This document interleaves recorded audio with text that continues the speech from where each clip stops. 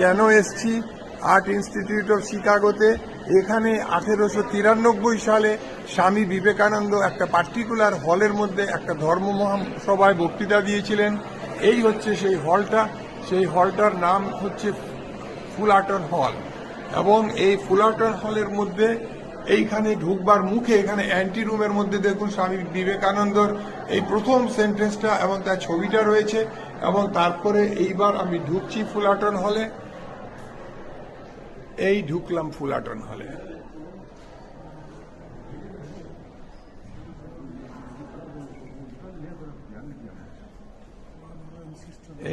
এই হচ্ছে ফুলারটন হল।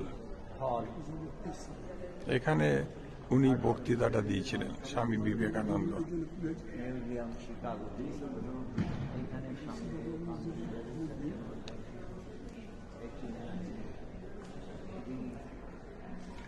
মাত্র 2 মিনিটের জন্য হলটা খুলেছে। আমরা ইন্ডিয়া থেকে এসছি, সেই জন্য আরো বোধহয় কেউ কেউ অন্য কান্ট্রির রিকোয়েস্ট করেছে, নাহলে হলটা নর্মালি ওরা বন্ধ রাখে। যাই হোক, আজকে আমাদের জন্য এই 2টোর সময় খুললো। 2 মিনিটসের জন্য দেখিয়ে দিচ্ছি। এই হলে 1893 সালে স্বামীজি এসে ধর্ম মহাসভায় বক্তৃতা দিয়েছিলেন।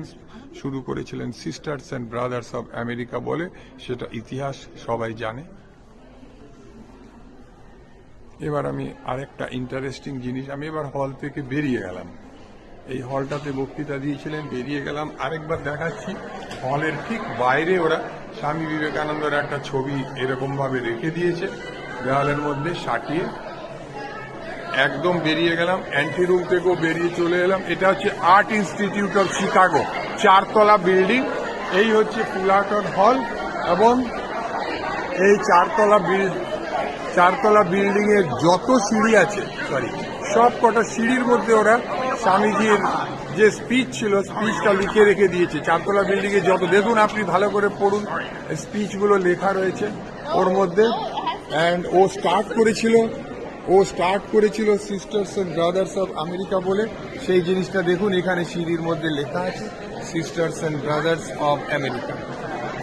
যত সিঁড়ি আছে সমস্ত সিঁড়ি ওর পুরো স্পিচটা দিয়ে ভরে দেওয়া হয়েছে। ঠিক আছে, রাখলাম এখন। আমেরিকার